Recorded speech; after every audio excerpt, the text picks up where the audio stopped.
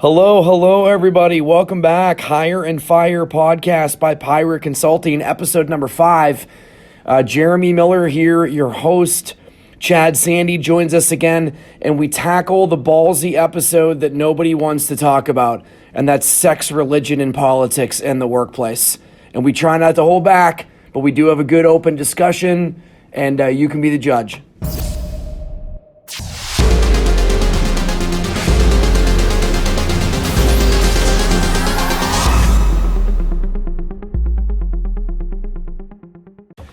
Welcome back, everybody. Episode number 5, Hire and Fire podcast by Pirate Consulting. I am your host, Jeremy Miller, and as always, we are joined by Chad Sande, our friendly account manager. Good evening. Hi, Chad. We are diving into an aggressively named topic for today, and it's basically sex, religion, and politics. Every office dynamic that we can think of regarding men, women, minorities, hiring, firing, promotions, you name it. So I figured almost everybody is not going to be gutsy enough to go after this topic, and that's what we do around here. That's right. So we're going to have this discussion, and we obviously both have opinions on being in the workforce and being in the staffing business, because clearly that's what we do. And then full disclosure, we're a couple of white guys. So a couple of white dudes in business are going to talk about men, women, minorities, and in hiring, firing, promotions in today's business world. But I will say this. I'm 51 now, doesn't it? I think that puts me in a protected class, right? Is it north of 50?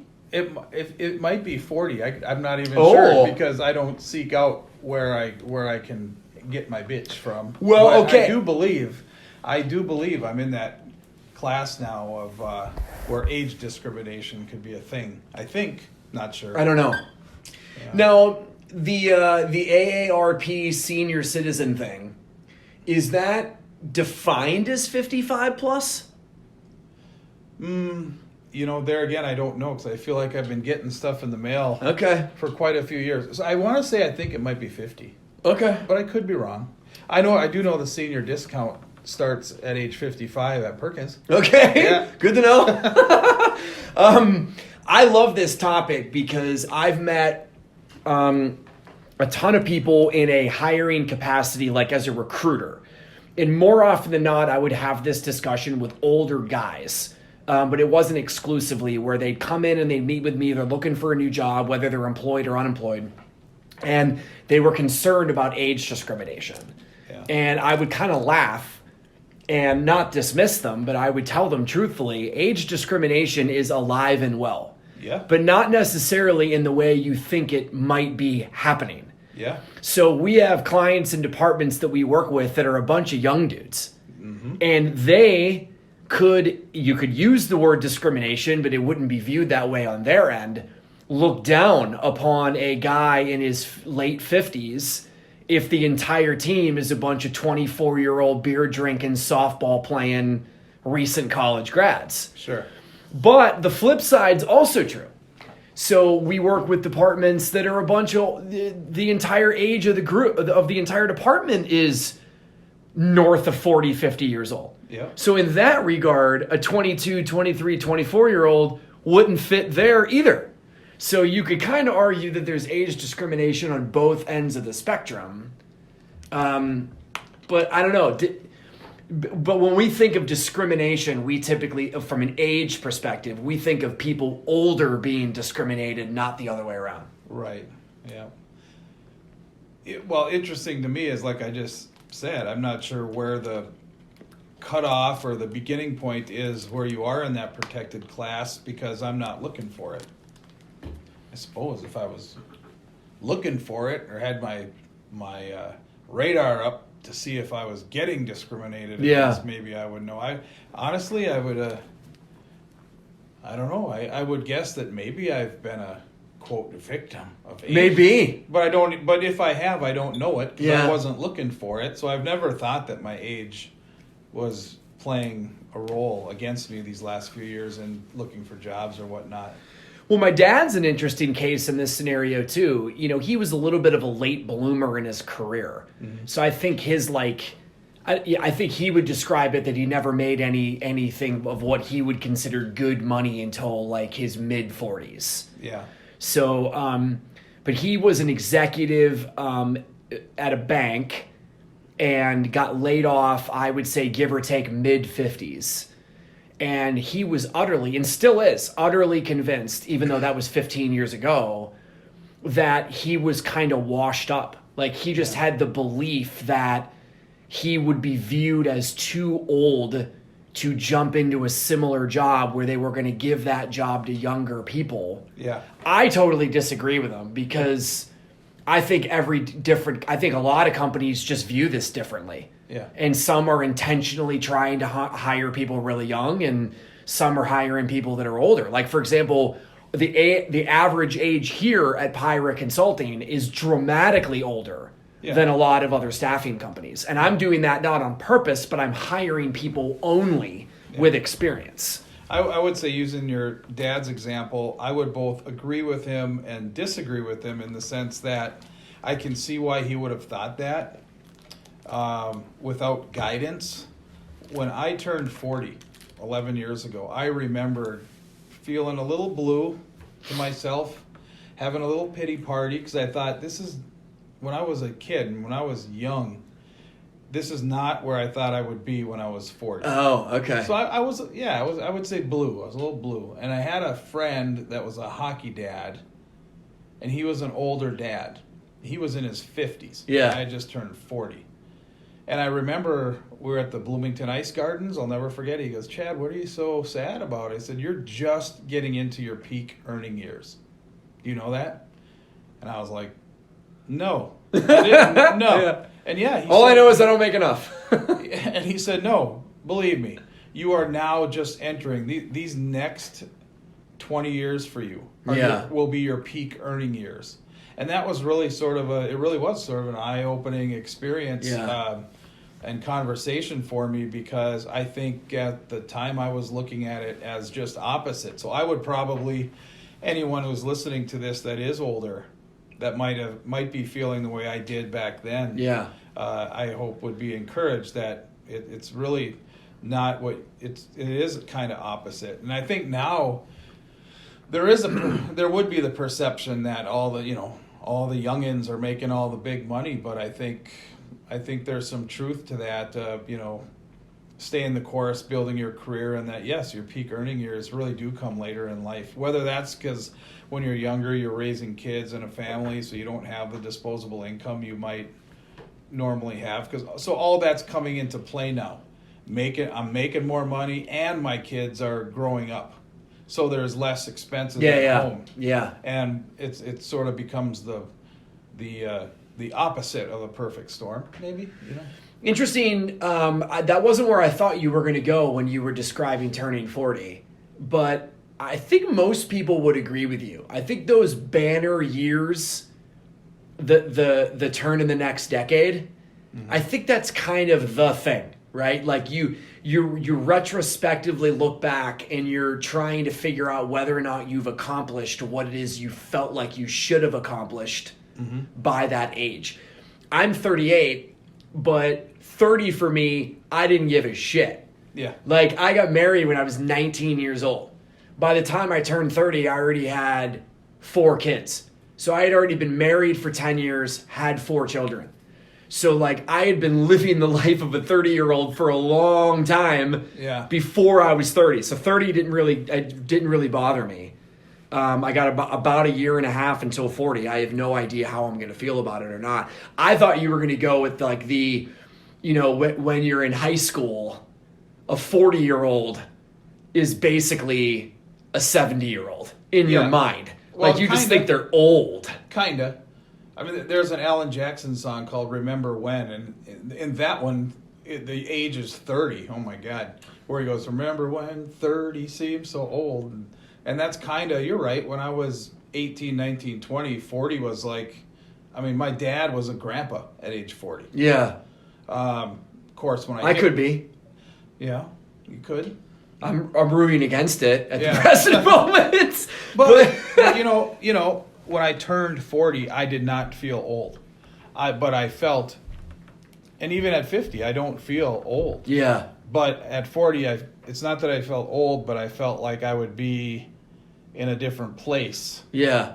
in my career.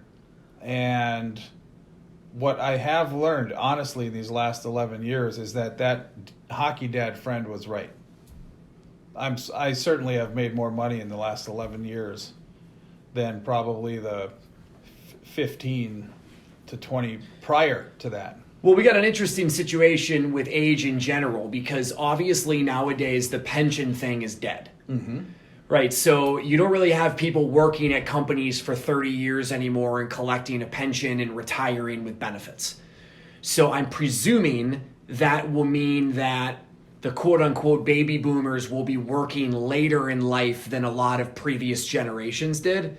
I don't think that's directly correlated to pensions, but it's a component. Sure. Then God knows what's going to happen with healthcare over the next 20, 30 years. I mean, what if the human lifespan easily gets into the 120s because maybe medicine is so far advanced? So the idea of, do I have enough money for retirement? Well, the basic assumption was if I'm going to retire at 60, I'm kind of presuming I'm not going to live any more than 20 or 25 years until about mid 80s. So you can do the math backwards on how much dough do I need. Yeah. Sit down with your local friendly financial planner and they can figure out a calculator for you. I think when I was a late teenager college student, I want to say I thought back then the age for receiving full Social Security benefits was 62. And now it's what, 67? Mine is 70. Oh, it is for full. For full. Okay. Yeah. I think I can start collecting at 66, 67, but my full benefit age now is 70. So that's in the span of like 25 years. You wonder if like 25 years from now, will it be like 80 because we're living longer. So the age before you can start drawing full bennies is 80 years old. If there's even a system anymore. Right. So people like me are, I don't know if everybody my age feels the same way, but I'm just assuming that it's not going to be there. I can tell you, no, I'm 12, 13 years older than you. I can tell you I've always felt that way. Okay. I have never, ever planned on Social Security benefits as being part of my retirement. Yeah. I've always thought, you know what, if it's there, great. It's like gravy money. But totally. I've never looked at it as going to be part of my retirement income. And I hope that when that day comes, that is the case, and then it will be. Then whatever I'm getting will be great. I won't have a problem with it. Yeah. So. Yeah, I didn't hire people in their 50s like presuming that they would stay here until they're 70. I don't know. We'll just figure it out. But, I'm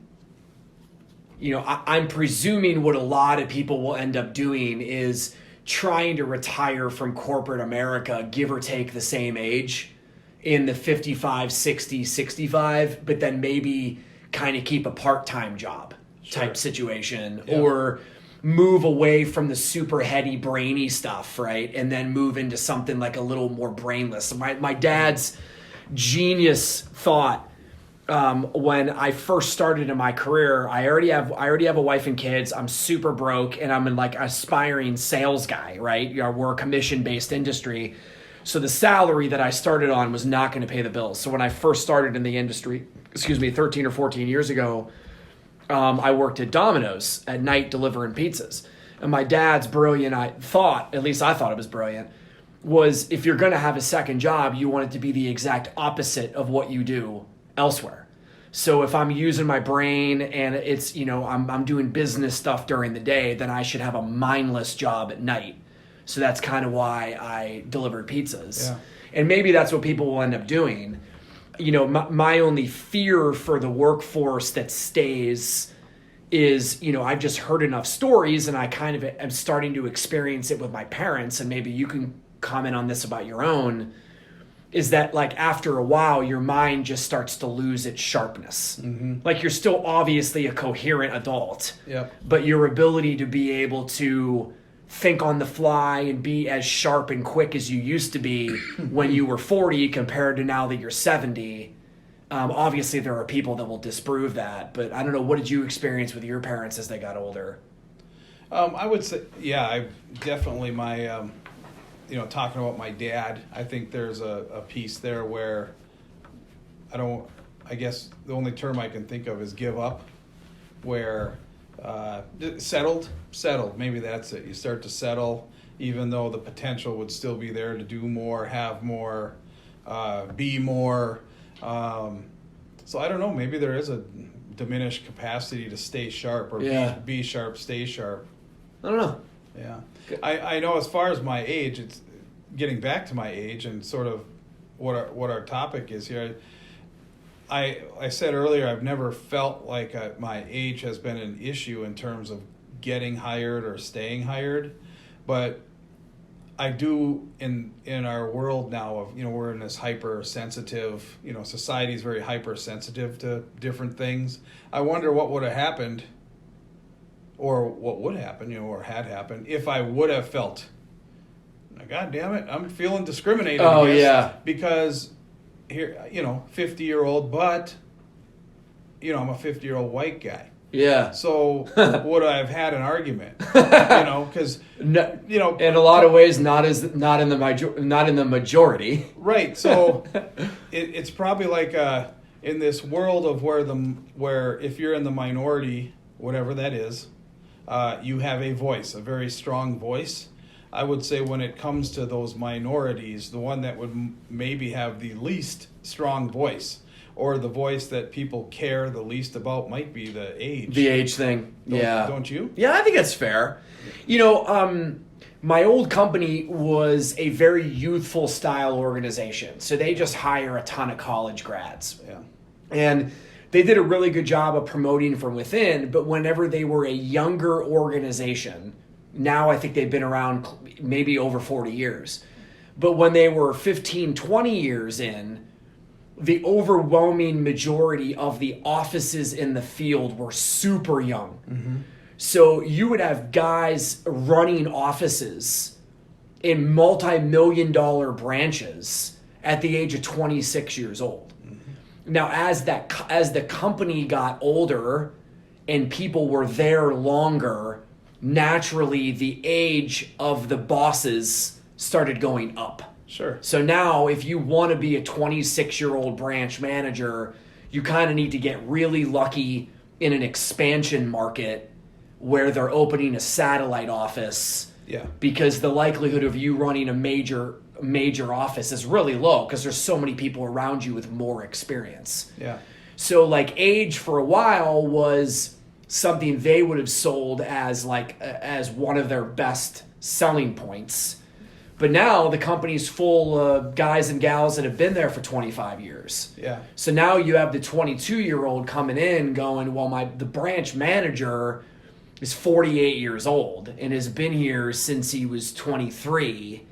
So I suppose if I want to become that someday, I'm probably looking at 10, 15, 20 years instead of these youngins that used to get tapped on the shoulder to be able to run stuff. Yeah. You know what I mean? I did have a situation a year ago when I was interviewing. I did interview with a company that shall not be named here, but has a reputation for hiring young people, with a 2 in front of their age. And my LinkedIn profile was kept purposefully vague in terms of the years, taking the year off college and stuff like that. Yeah. Yep. And I made it through a couple interviews with an internal recruiter, an interview with a branch manager. And then at that point so things were going great, and the next step was going to be an on-site. And at that point I was asked to send over my resume, and I did, and crickets. Really? Complete crickets. And I finally, after just pinging, the internal recruiter, the talent acquisition person, finally got a response saying, it was put in a polite way, but that we filled both roles. And thanks, that kind of thing. It was polite, but I remember thinking, boy, that was fast. You filled both roles. And my response was something like that. It was like, well, but that's code for that's a bunch of bullshit. Yeah. But okay. So my response is like, hey, Brittany, nice talking to you. Wow, that was fast. Right. And that was it. And maybe that's the closest I've come where I remember, where I'm thinking, I remember thinking, well, obviously they saw how old I was and went, eat, that's it. But you don't know. But I don't know. And because I wasn't really looking for it, I'm not looking for an excuse to be pissed. Sure. And I think sometimes it's self-fulfilling. If you're looking for a reason to feel like you were stomped on because you're a woman or you're black or you're an older guy, you'll probably find it. And I could have found it there. But frankly, the way I felt at the time, honestly, was, well, I don't want to work there then. And that's cool. I mean, I wasn't like, fuck you guys. Right. I just was, if they're a culture full of 25-year-olds and that's what they want their culture, then I probably don't really want to work there anyways. And I didn't feel bitter about it. I just kind of moved on to the next thing. Does that make... It makes perfect sense. I made a video the other day about authenticity. Mm-hmm. And I kind of touched on this. Like, everybody plays a certain part when they go into interviews. Or really, you play different parts in every area of your life. And you have to be careful in an interview to not be what you think they want you to be when that's not you.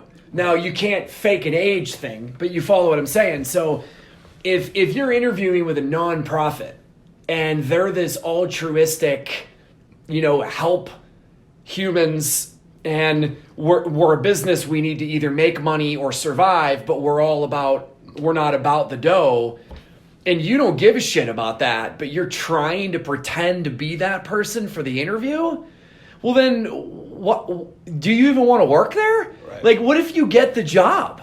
Right. And now you go into the job and you have to now you forever have to pretend like you care when you don't? Yeah. Like, why don't you just be who you are? And I think the age thing's kind of similar too. Like, you don't have any data to be able to prove that they were discriminated against you, but let's say you're right.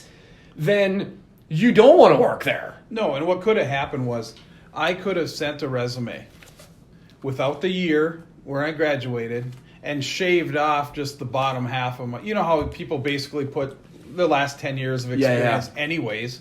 I could have sent them a resume that showed 10 years of work history and no year on my graduation from college. Start dyeing your hair. Dye my hair. I could have probably showed up at that interview and pulled off... Honestly, I probably could have pulled off early 40s, right? Yeah. And then maybe... You wish.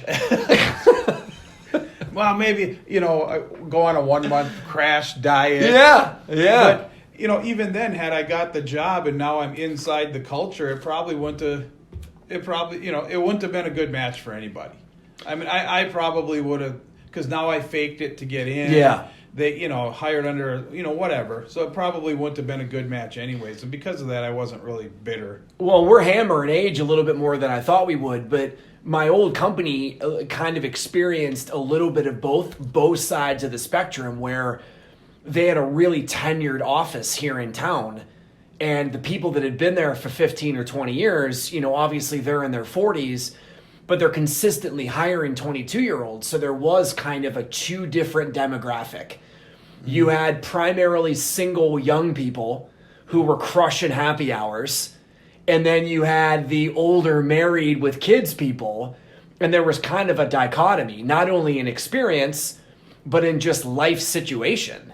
So we actually, over my tenure there, had to start working on fixing that, because there ended up being almost two different cultures. Yeah. What it's like to be young and new, and what it's like to be old and tenured. Yeah. And there wasn't a lot of people in between. So it was a bunch of 22s and a bunch of 42s. Now, it's not 42 and 82, but there's still quite a bit of difference there. Yeah. And when you get married and start having kids, it's tough to crush happy hour 3-4 nights a week when you got soccer practice or whatever the heck you got going on after work, Yeah. So, but the office dynamic is weird with the industry itself, because the one thing that is never talked about in this frickin' industry is how we in the staffing business get direct requests from our customers. Not all the time, mind you, it's a rare occasion, but it still happens, where our customers will come to us and say, off the record, we are looking for somebody young we're ideally trying to find a female, if at all possible, or whatever, or we're trying to hire more minorities. And we can't say that out loud.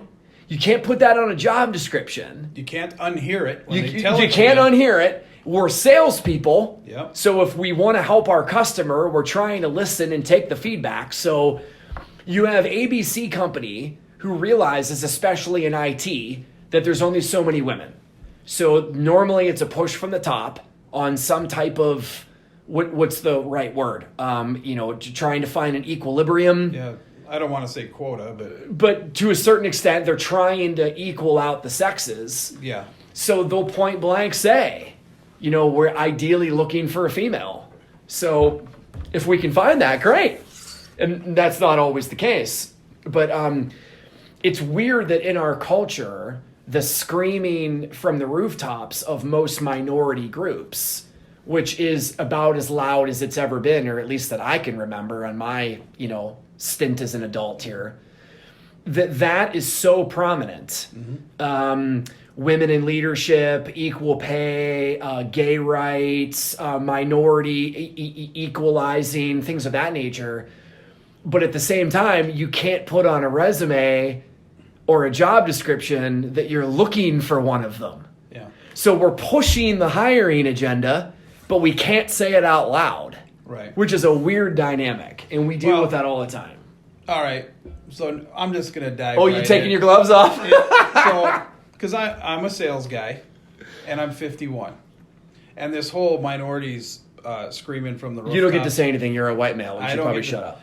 And so I'm going to go down the road of, what really bugs me Okay. is I get irritated by the playing of both sides. So, as an example, I'm competing against men and women half my age, right? Sure. Our industry's full of 25 to 30-year-old good-looking men and women, both. But this is one of those inside the staffing business things that I can share that might be interesting to some of the listeners is I know for a fact a lot of us guys that are like me, that are older, know that we're competing against people half our age, and we know that a big reason that some of the people that we're competing with are getting meetings and job orders from our competitors is because they're good looking and they're sending their LinkedIn profile and Whoa, wait a second. Are you implying that a male manager would be meeting with a good-looking female manager just because they're good-looking? How dare you? Yeah. Well, but here that's not necessarily the part that irritates me. Okay, all right, which part then? It's because I hear both sides, and this is the part that gets under my skin. The playing of both when a person knows and admits that they're playing both sides. Is I have had hiring managers tell me, yep, the XYZ company rep, she's pretty hot. So when she calls and wants lunch, I have lunch. There's that. Yep. Now, again, listeners are probably going, yeah, whatever, I've heard that before. But I've also talked to many of those women who are the salespeople who say, yeah, I know he's a dirty old man and the only reason he's taken, because he thinks he's got a shot or whatever. But I go, I know that's why they're doing the lunch, but whatever I got to do to get in the door. So on the one hand, you can't say I want things to be equal and I want what you guys have always had, an equal playing field, but then you're playing the tools you got, so to speak. Right. To get in the door. That just irritates me. And then what irritates me more is outside of this podcast and me talking about it right now, I can't say nothing. I can't tell the guy, the hiring manager guy who just admitted to me that, yeah, I have lunch with her whenever she calls because she's hot. I can't say, oh, by the way, she told me she knows you're a dirty old man and she just takes. So I can't say that. Right. And I can't say to the gal, hey, you realize that most of these guys are taking your meetings because you're really attractive.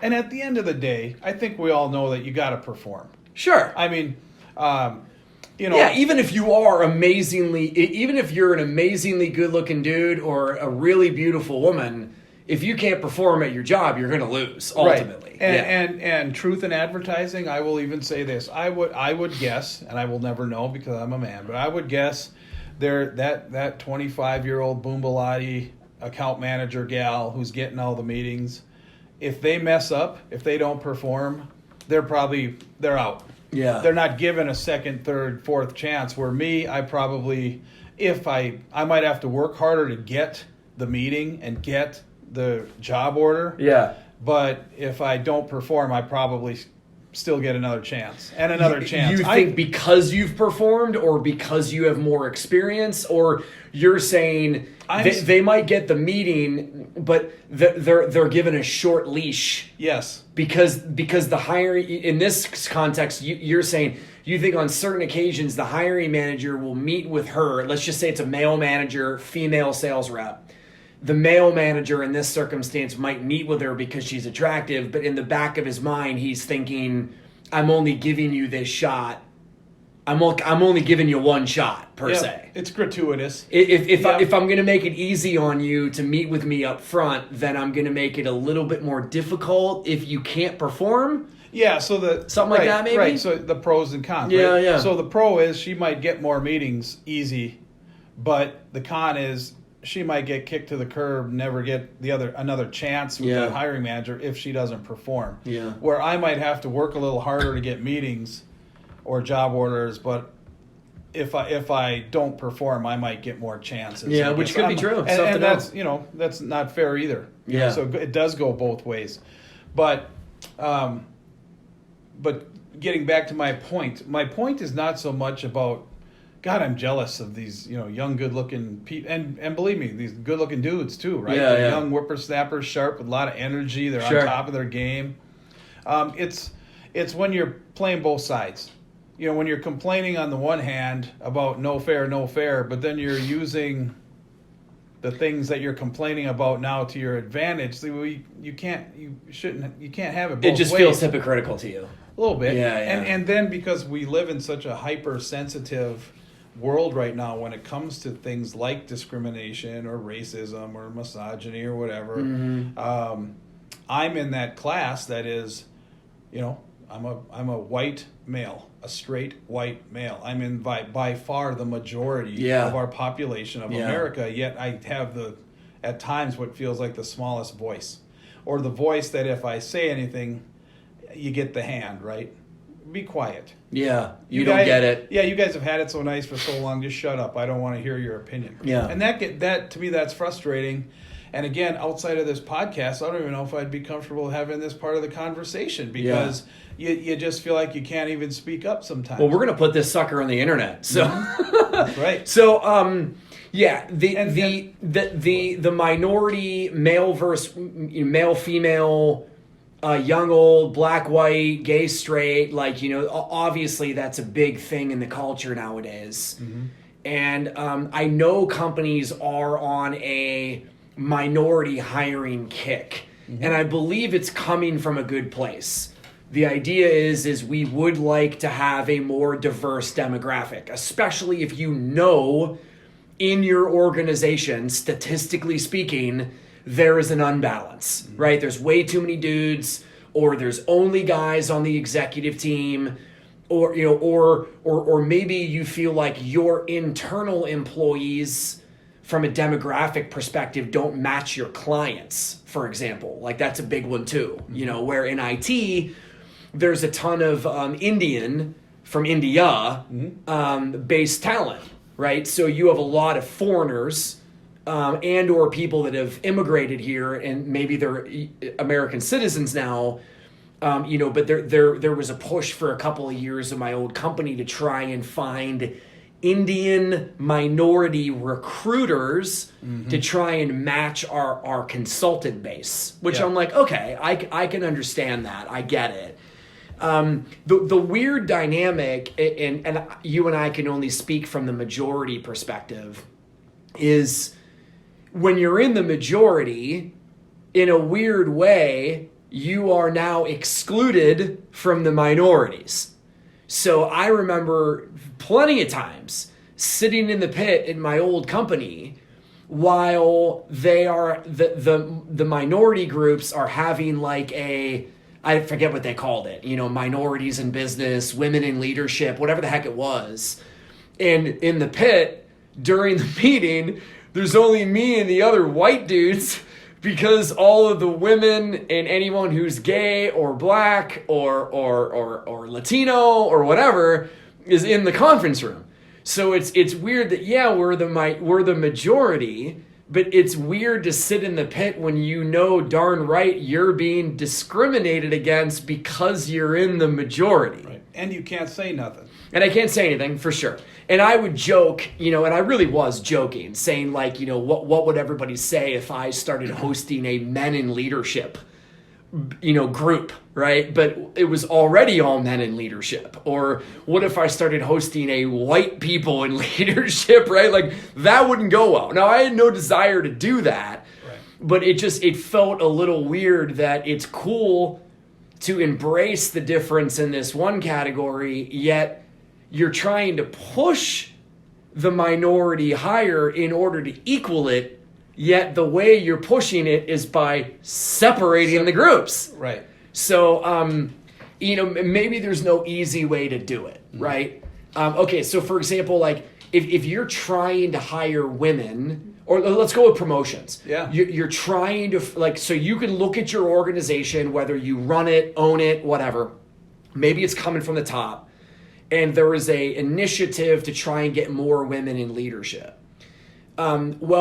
It kind of starts from the bottom if you're a promote within culture. Mm-hmm. So you have to start hiring more women at the bottom level rung if you promote from within. Sure. If you hire from the outside, then you can obviously just intentionally try and find women. But then how do you balance it? Well, so if you have a promotion and of the 5 people that you would want to consider, only one of them is female, well, then just statistically speaking, you're kind of set up to fail, quote unquote, if you don't have an equal number of female candidates. So then what do? Do you start looking to promote women in this circumstance that aren't normally ready to be promoted? Well, that therein lies another source of irritation for me, and I think I have, in my mind, what would have been the solution. So in a previous staffing company that I worked for, I saw 2 different women, young women, get promoted from recruiter to salesperson. So they were a promote from within company. Yep. Where you would start out as essentially a junior recruiter, move into a full desk recruiter, and then either move into leadership or sales. And in this organization, like my old one, they truly viewed moving from recruiting to sales as a quote unquote promotion. Correct. Okay, continue. Okay, so I saw 2 different young women get moved into sales that did not meet the criteria that was established for the company for being considered to move into sales. Yeah, so they had this certain Mendoza line that you had to cross with your performance, otherwise you weren't really viewed as a candidate. Yep. So there were 3 pieces of activity that you had to be at on a weekly basis for I believe it was 3 months straight. So your 3-month rolling average had to be above a Mendoza line for all 3. That's activity. And then your weekly spread or weekly gross profit that you were producing had to be at or above a certain level. Yep. And I saw 2 young women get promoted into sales roles that had not met those criteria. Yeah. And it just irritated the shit out of me. And again, truth in advertising, I was irritated because I had made a couple mistakes and I felt like I was now placed in the permanent doghouse. Like the opportunity to move into sales was never going to present itself, despite me kind of starting all over and getting back up there and whatever. And I know now that they did have an initiative to increase the number of women in leadership roles, women in sales roles, and I'm fine with that. I think it could have been alleviated, because I'll tell you right now, it wasn't just me that was feeling irritated. Okay. But once again, those of us that were feeling irritated were part of that group that can't really say anything. It's Okay. if you're in the if you're the white dude, it's tough to But I think the way it could have been resolved or alleviated is obviously from a very high level the company had that initiative. Sure. But it was never communicated on down. In other words, had I been in a room on a meeting, a company-wide WebEx meeting or something, and it was communicated that, look, we have an initiative to grow to where we want our sales staff to be 50% men and 50% women by the year 2020. Sure. And we understand that the pool of women is less than the pool of men. And so there are going to be times when we make exceptions to this criteria. So had the communication Sure. been clear, I don't think that would have alleviated the irritation. Yep. Because people would understand. Instead, what you ended up with was an underlying bitterness in not just me, but people like me that were seeing others get promoted into these roles, and it didn't appear like they actually earned it. So my immediate thought is we're going to have to do a 2.0 on this topic and ensure that we're going to have to bring, get a woman's opinion of stuff like this. And maybe that's the one thing that we're lacking right now. Right, because you and I have talked about this. Here's one piece I don't know. Were either of those women not feeling real good about it? In other words, were they thinking, boy, this feels funny because I didn't really earn it. I've seen it before. Right. I've 100% seen it before. A woman in this case. I don't know if I could say a minority per se, like outside of females. But yeah, I mean, the one in particular that I'm thinking of really wanted to have her merit be the criteria. She didn't want the fact that she had a vagina to be the criteria as to why she got promoted. She wanted to feel like she earned it just like everybody frickin' else. And she was bothered by the idea. I don't know if there was enough data for her to confidently say that she was just promoted because she was a woman. But I think she just knew that was a thing, an initiative of it.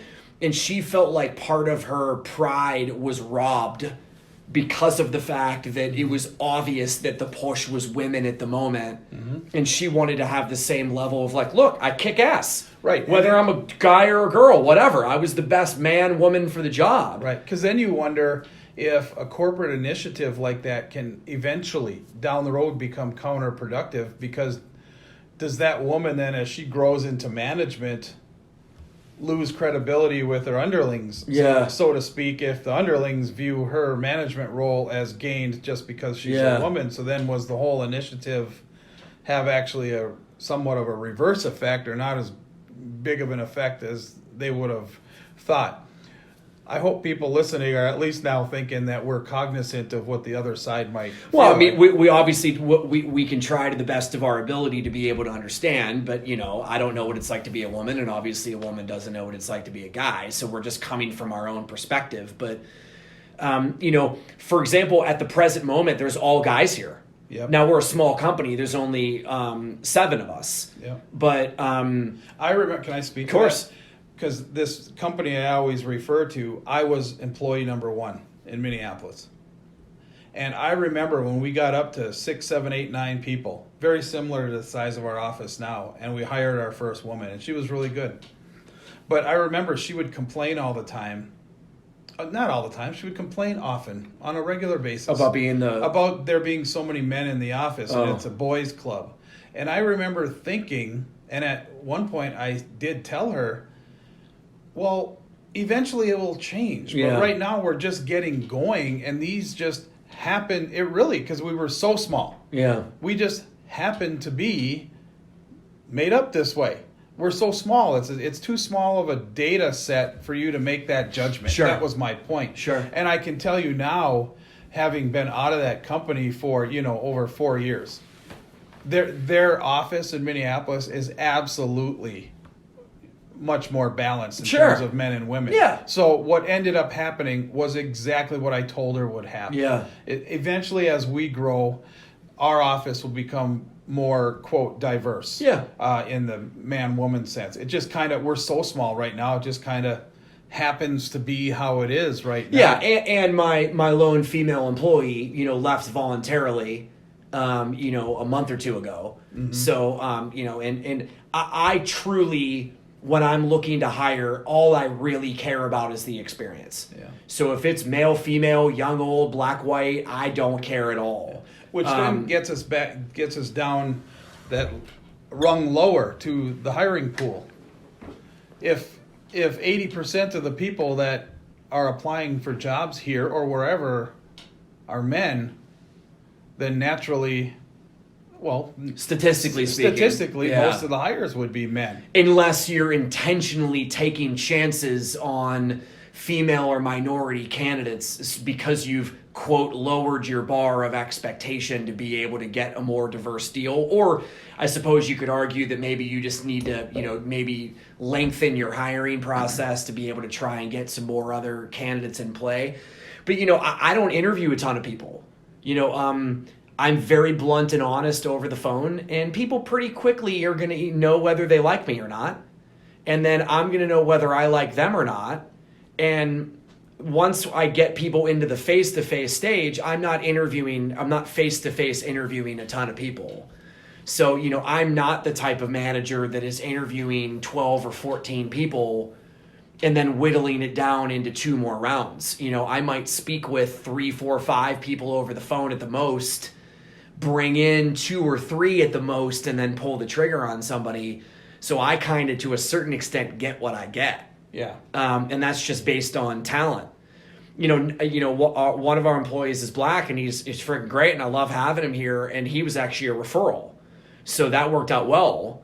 But I liked him because I like him, and he's a good dude, and he's got great experience. Right? Again, I don't care, young, old, black, white, male, female, gay, straight, doesn't matter to me. Yeah. I just want the best people in here. But yeah, sometimes if you're on a hiring kick to bring in a certain type of person, but 80% of your talent pool is in the other category, then you either are struggling to fill that, or you're having to take swings on people that may not be the right fit for you. Yeah. Whether they're diverse or not. I love, when you scroll your LinkedIn wall, there's all sorts of things posted now about women leading in IT. Sure. Women in tech. Sure. Women in STEM. Yep. And I'm a 100% supporter of getting more females into the world of STEM, because that increases your pool. For sure. I do have a problem though.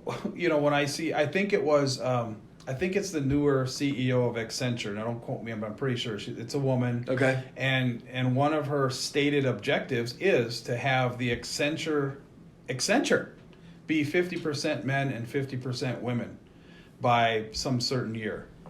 And that, see, if I was a young guy in college right now and striving, and Accenture was on my top 5 list of where I wanted to work, that could be very frustrating if the pool is still 70-80% men, to pursue that, knowing that if, again, we're hiring 10 people, but 5 are going to be women and 5 are going to be men. 90 out of the 100 applicants were men, but we're only hiring 5. Yeah, so we're hiring 5 out of the 10 women, and we've used this, you and I off on the side have talked about like nursing in reverse. It would be the same way in reverse. That's the kind of thing I just have a problem with. I support and I'm all for what do we do to increase the pool? Sure.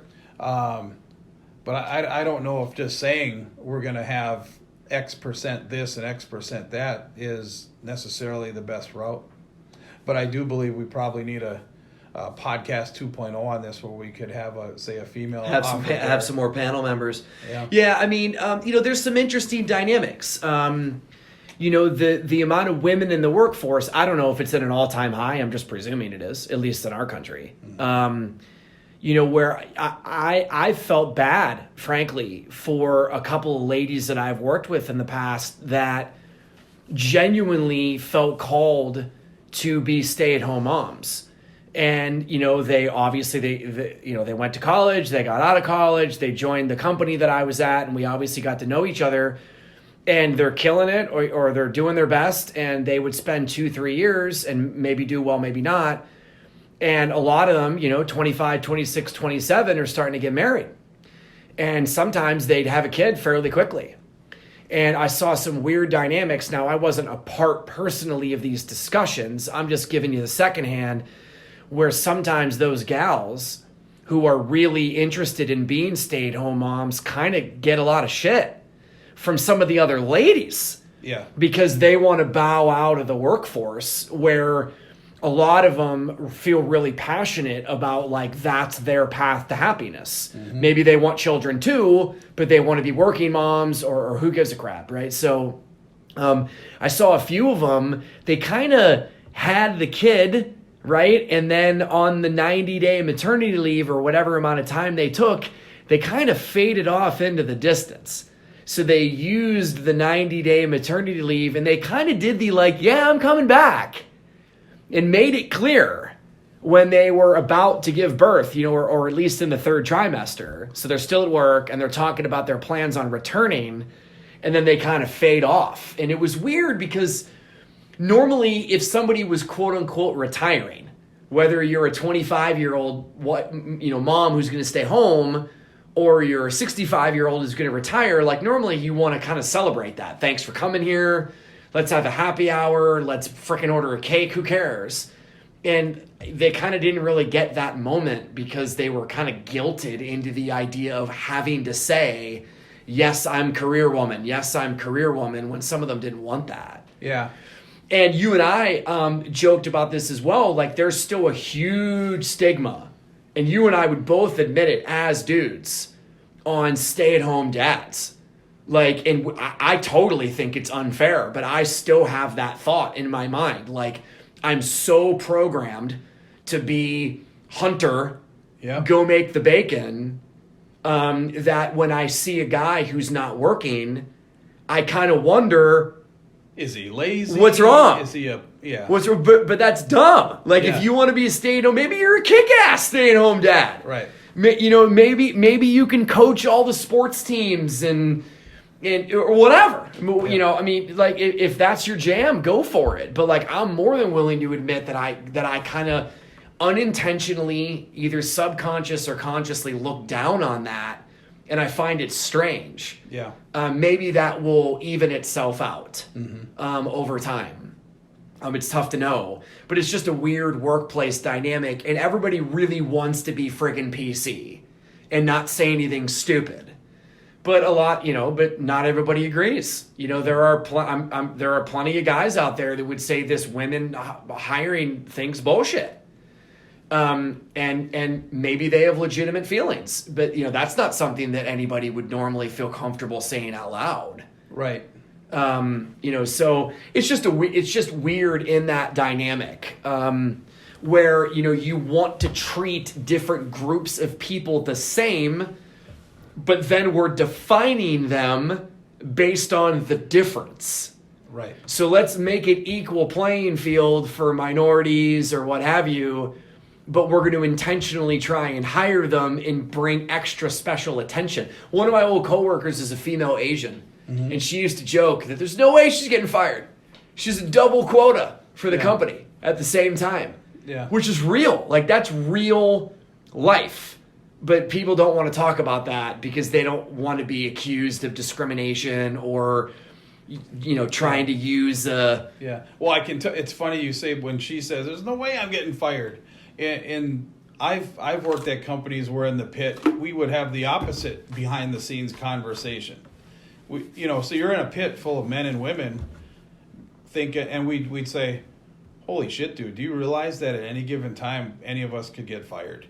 Because we all work in this big old room. We're not in offices. And if any one of the women, I mean, certainly there's stuff we've said that could be used against us. Sure. That goes back into the hypersensitive nature of our society right now. How do you think, so I'm going to segue a little bit into whether it's politics or the hypersensitive nature of society, how that affects what people say and how they say it. Thoughts? I think it's huge. Yeah. Do you think there's a lot of kid gloves going on? Hell yeah. I think there's a lot of people with very strong opinion. Social media makes this abundantly clear. Like, and I don't even like this. This is not good. But think of the keyboard warriors out there. The people with anonymous profiles that are fucking assholes, right? They would never say that stuff in person in the first place, or say it if that information could come back to them. Yeah. But if your friggin' Twitter handle is kittycat39, then you think you can say whatever you want. Yeah. So it's almost like that's the swinging of the pendulum of people who feel like they have to be muted. Now they might just be bigoted assholes. Like that actually could be true. Sure. I kind of like the idea of getting rid of those stupid screen names and getting rid of anonymity. Yeah. But you know me, I say what's on my sleeve, so it doesn't really matter. Yeah. Kind of a funny dynamic is, I will admit, and I don't know if there's others that do this, I am a Facebook creeper. And what I mean by that is... Mark the tape, ladies and gentlemen, 55 minutes in. Yep. The moment that people can see me creeping on Facebook like they can on LinkedIn, I probably have to stop. But the reason I do it is because we're in this hypersensitive culture right now. So I admit that if I have a meeting with the hiring manager, I'll check them out on Facebook, because I'm trying to get a feel for, you're trying to build likes and dislikes and stuff absolutely. Like that. Okay, So, sure. So and this has happened. They like hunting, they like the Packers, whatever. They hate Trump. Sure. Okay, so if I come across a person, it's like everything's hateful crap about Trump. Well, then it might be a good idea, as you're building that relationship and getting schmoozy with the hiring manager, to not bring up politics in any way, shape, or form. Now, politics nowadays is a real touchy subject anyways, but, the days where you could just go in and have a casual conversation with a hiring manager for a half an hour before you started talking business, those dynamics have changed, because you have to watch what you say. And yes, you brought up hunting. It's deer hunting season in Minnesota right now. I'm a deer hunter. But if I'm going to go meet with a hiring manager and find out that they're anti, it seems like there was a time when that wouldn't have mattered. If we were having a conversation and I might have said something that the other person's like, well, I'm not really into that. But now I'm not really into that could very well mean anger, and I'm not going to work with you, that kind of thing. So the hypersensitive, I keep bringing up that word, nature of our society has affected how I go about my business in some ways. Interesting. I've never been one that shied away from discussions about religion or politics. I will shy away if I'm not educated. So, I've been a practicing Catholic for a long time, and I've studied a lot of it. So I actually am in a position where I can give a coherent answer. Politics, I have my bend, but that's not really my jam. And I'm 100% a headline reader. So I'm the dude who goes to CNN and Fox News every day. On my phone multiple times a day to both of them. I love seeing the dichotomy between the two, but I'm not reading shit.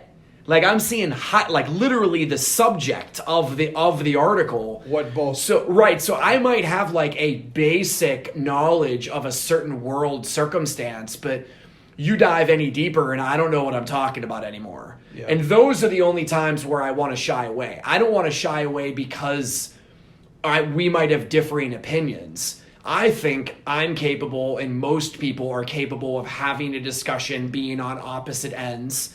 You might get a little frustrated with each other, but if you can do your best to hear them out, and they can do their best to hear you out, you can have a discussion about something, right? Yeah. You and I were talking about Lutherans versus Catholics just a little while ago, right? So, I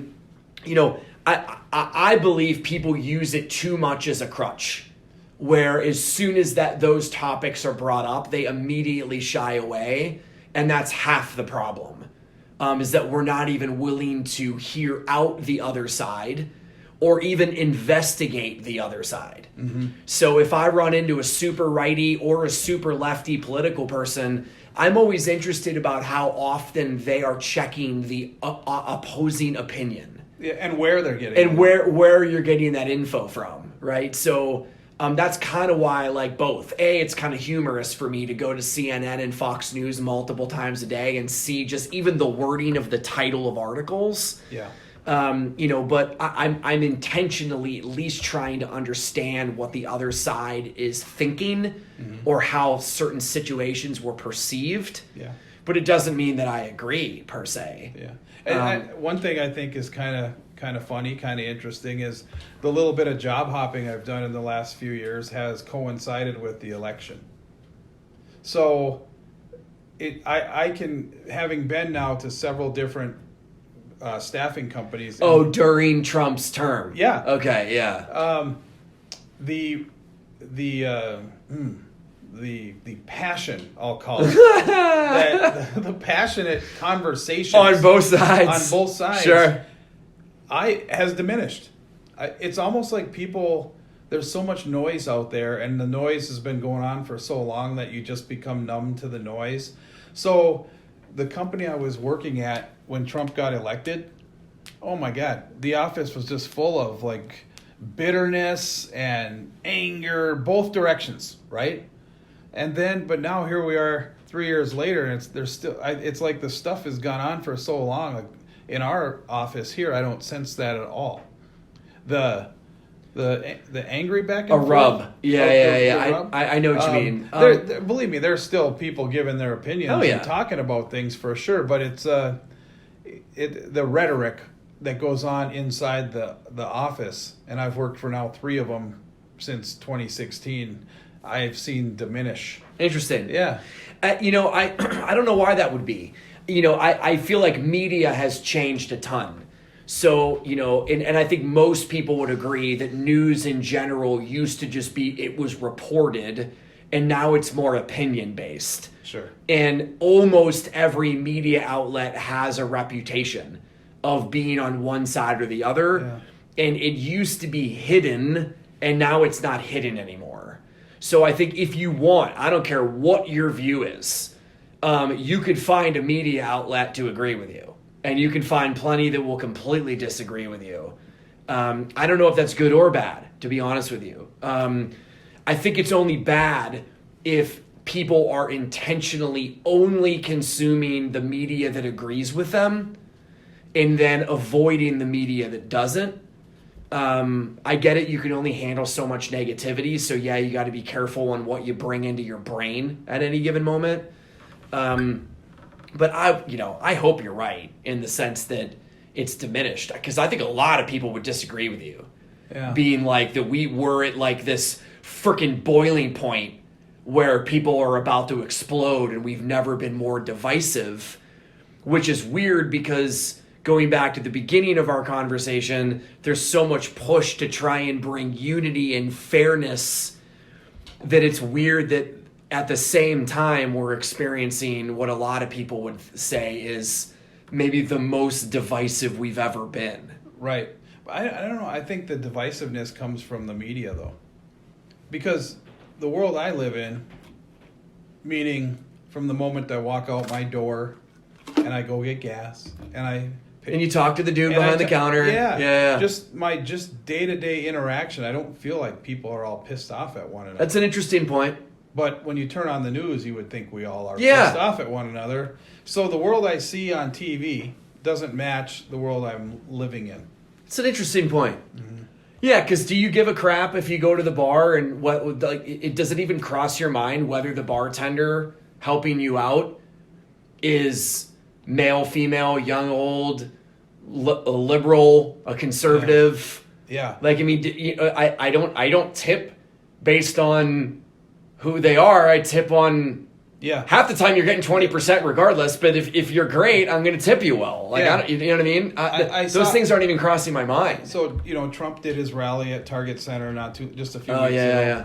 And there was a post on my Facebook feed sure. from somebody who is a Trump supporter, like way right Trump supporter. So she posted some video that they on their cell phone that they did when they walked into some restaurant in the North Loop, I think. Okay. And they were wearing their mega hats and shit, and They got heckled? they got asked to leave. Oh, wow. And so then, she's holding her phone right here, and so there's that typical exchange going on. Look at this, we're being, just because we have, that kind of thing.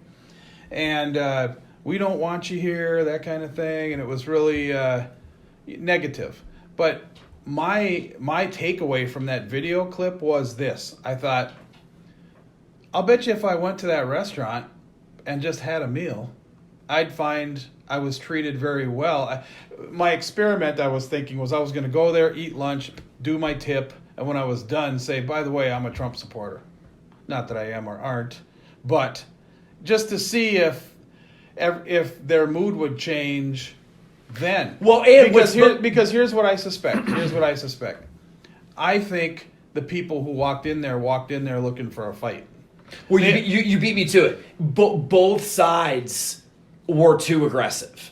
So you're walking in with MAGA shit on, videoing, kind of waiting for a shit response. Yes. So that you could feed into it. Yep. But unfortunately, you got what you were looking for. Yes. So if they wouldn't, if you didn't go in with a fucking attitude, it might have been cool. But since they gave you attitude back, now it escalated. Right. So it's on both, right? I mean, yes. And so in the workplace, how I would translate that to the workplace where it comes to politics is, I think some of the same people who, when they're congregated with their like-minded friends bitching about the other side, spend their days at work, unbeknownst to them, working along the same people they're bitching about. Yeah. But because no one's talking about politics, right, we're all loving on each other and it's all great. And so... And that would be an argument for somebody who would disagree with me, saying that's why I don't talk about religion or politics. Because they would view it as divisive. And I can see it. I was down hanging out with my family in Florida, and I was with my two brothers and my dad. And my dad and my little brother are completely opposite ends of the spectrum. Frankly, I was a little hungover that day, so I was not exactly jumping into the conversation in my normal way. But they were bouncing back and forth, not an angry, but it was emotional. Mm-hmm. And I watched my older brother sneak out the door. And I could see it. It was palpable on his face, like, fuck this. Yeah. I don't want anything to do with this weird tension. So I understand that a lot of people do that. And I also get it that I can be a little bit of a divisive person. So I kind of enjoy the debate like that. Yeah. I'm one that enjoys it just in general. But it probably comes down to the individual, because I am not a fan of, we need to not talk politics in the office. We need to not talk religion in the office. We need to not talk sexual orientation, whatever the hot abortion, whatever the hot topic is. I am not a fan of, let's eliminate everything, so then we just walk in and it's, how are you doing? I'm doing good. Yeah. My last job, my boss was way left. And I'm not way right, but I'm more right. Yeah. And it was great. We had a lot of political conversations, but we're both kind of sane individuals and realistic individuals. We did. And we had debates where we would still razz each other over, well, he had his opinions on when the economy's been the best and blah, blah, blah. And then I would, but it was never bitter, and it was never angry. So I think a lot of that comes down to the individual. And I would never be a fan of, well, since we all can't agree, let's just eliminate it all. Yeah. So we're not going to talk about Christmas. We're not going to talk about Hanukkah. We're not going to talk about who's the president, who's not the president, what religion, this and that. We're not going to talk about anything. Yeah. To me, that I would never want to work in such a cold environment as that. Yeah, and sometimes it's fun. One of our recruiters has a dog, and he's not exactly the huge fan of the dog, but the wife loves the dog, right? And I am not a pet person. Right. I'm not anti-pets. It's just not for me. But I have 6 fucking children, right? So I don't want any more responsibility than what I already have. So he'll rip on me about like, what do you have all these kids for? You know, if I'm talking about $1,300 hockey bills. Yeah.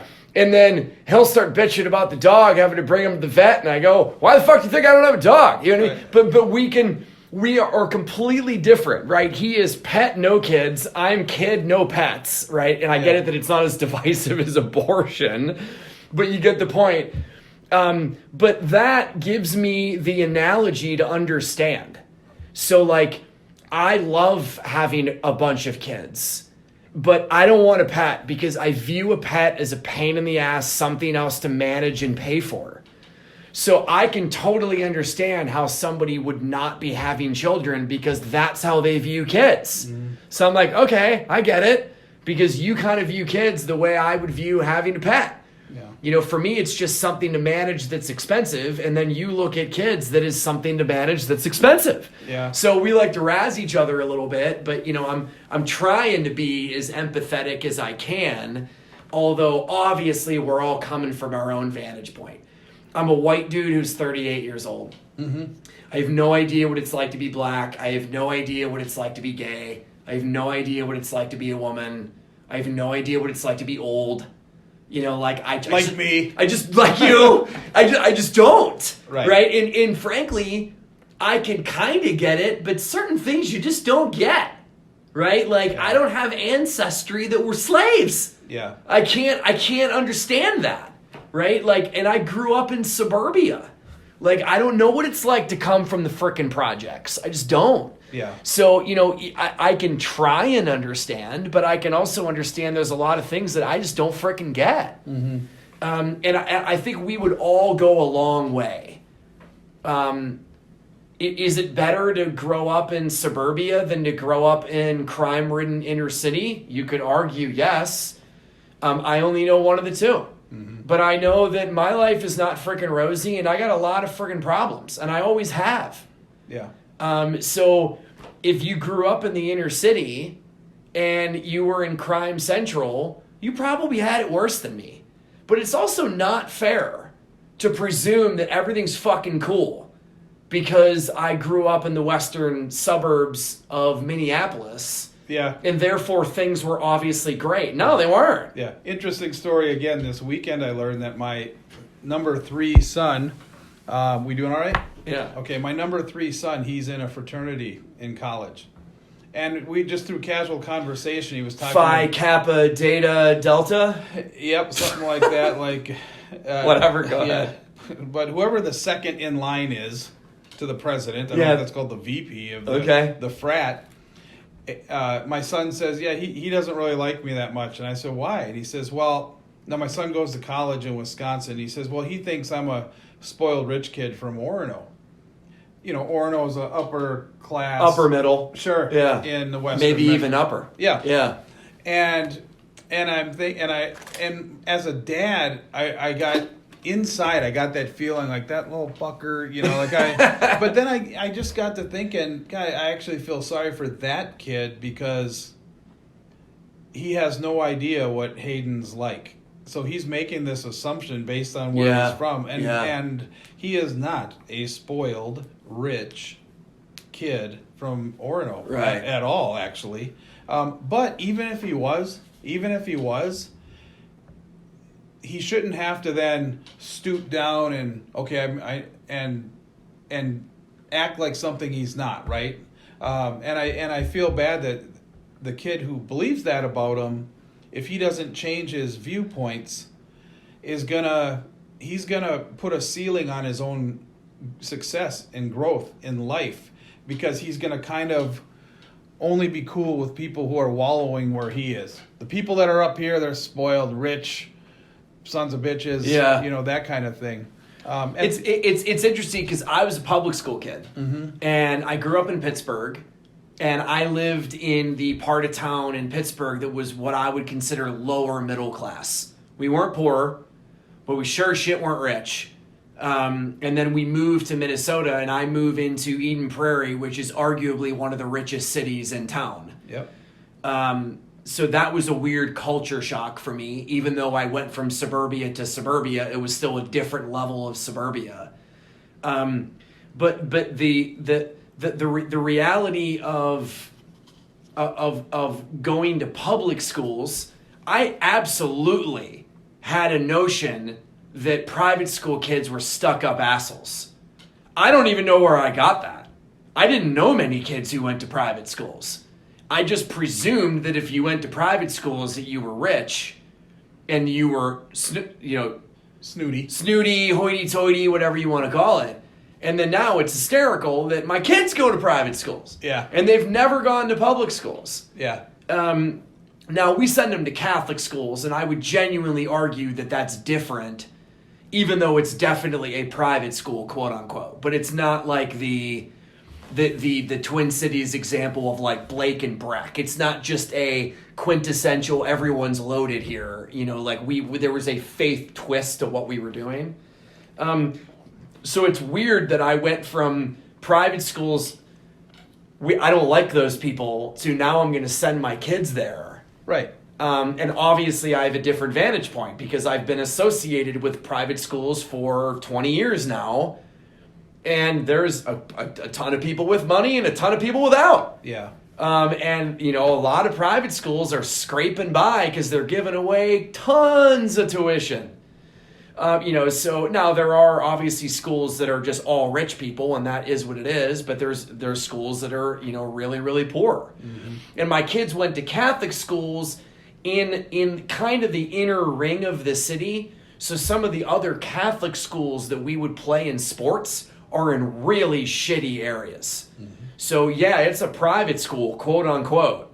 But that is sure as hell is not a well-to-do private school. I mean, you could argue that school is probably struggling more than a lot of the public schools in that area. Yeah. Just because they're not getting a ton of dough, and the only reason the school's open is because of subsidies from the diocese. Yeah. Otherwise, it couldn't run on its own. Yeah. So naturally, you only know what you know, and I think the push is wholesome. Because if you could get rid of the generational training and coaching of viewing others as different and therefore wrong, then we have a shot at getting rid of discrimination. So I'm hoping that we're going in the right direction. But what we've talked about, obviously, is there's a lot of growing pains in that regard as well. Yeah.